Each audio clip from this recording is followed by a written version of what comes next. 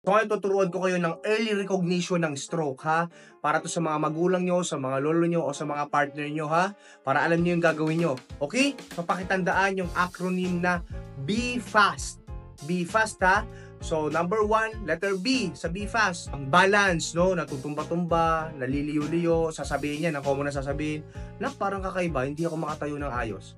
No? So common yan na sign, no? Pwede rin naman yan, ang cause ay vertigo. So pero kung hindi kayo sure, mas mabuti na magtungo kayo sa doktor.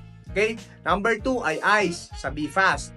Yung eyes, ibig sabihin, nagbo-blurred yung vision, o kaya isang parte hindi gumagalaw ng ayos. Pag nakatingin, pag pinatingin sa gilid, hindi niya makontrol kung saan-saan pumupunta yung mata.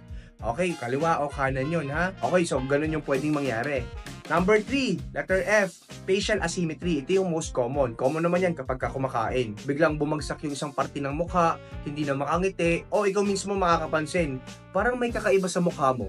No? So sign niya ng stroke ha. And then arm weakness, no?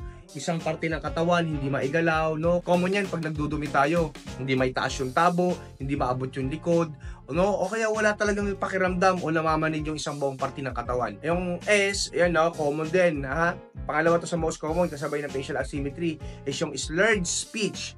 Ibig sabihin, bubulol-bulol na, may gusto sabihin pero parang tunog na lang yung lumalabas.